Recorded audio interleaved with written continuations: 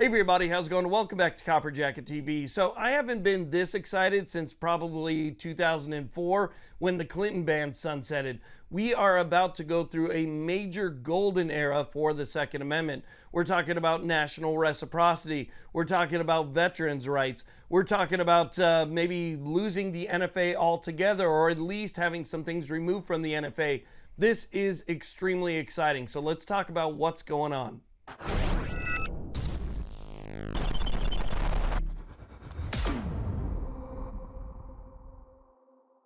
Now, real quick before we get started, if you believe that we should have national constitutional carry and the NFA should be repealed, smash that subscribe button. It's free. It only takes a second, but it really helps us spread our message. It supports the channel, and it lets the powers that be know that you guys want to see content like this, so maybe we can hang around for a little bit longer. So with that being said, let's get to it.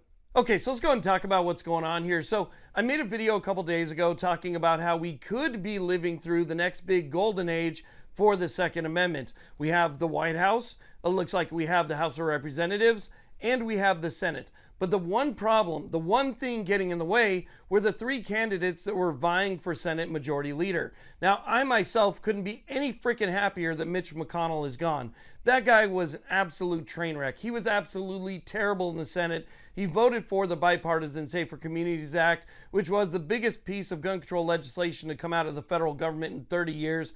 Goodbye, good riddance. Thumbs up if you're happy that he's gone.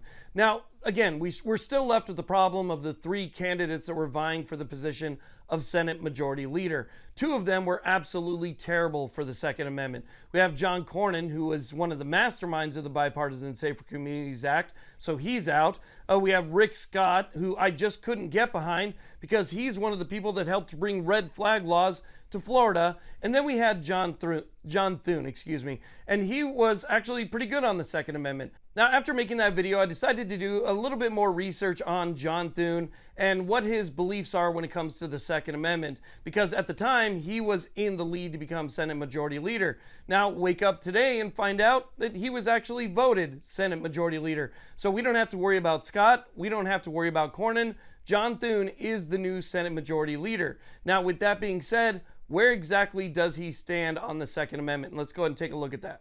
So here's another look at the voting record that I could find for John Thune when it comes to the Second Amendment. And you can learn a lot from somebody's voting record because they can say what they want on the campaign trail, but it really comes down to brass tacks. What did they do while they were in office? And John Thune's been in office since 2005. If I didn't mention, he's from South Dakota. And we could see that since 2005, he has stood up against so-called assault weapons bans. He has stood up against mag bans. He's stood up against other infringements, but he has stood for national reciprocity, and he's stood up for veterans' rights and other pro-Second Amendment legislation. So that's all good news. Now, it wasn't a perfect voting record, but when it comes to the big stuff, he did a really good job. Now, he also has a statement on his website, and we can take a look at that as well. So directly from his website, this is John Thune's stance on the Second Amendment. It says, "I strongly support the Second Amendment, which protects the right of the people to keep and bear arms. While others may disagree, I firmly believe the plain language of the Second Amendment guarantees the individual right of law-abiding citizens to own firearms. This must include robust due process protections to guard against any policies that would suspend or curtail someone's lawful Second Amendment right.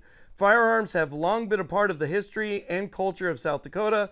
Like many South Dakotans, I have a deep respect and appreciation for firearms, hunting, and the outdoors, which was installed in me from a young age. Responsible use of firearms for sporting purposes and personal protection are valued components of South Dakota's heritage, ones that support the importance of hunting and tourism industries and protect our personal liberties."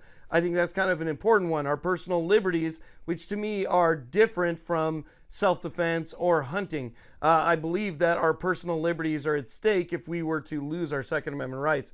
Again, that was just my statement, not his.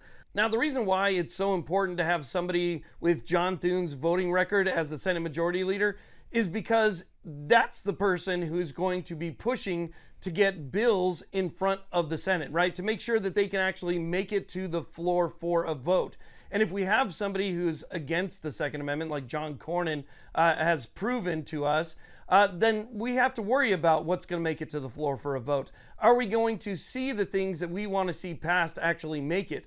If it doesn't make it to the floor for a vote, then we don't have a chance in hell of anything that we want actually making it all the way through.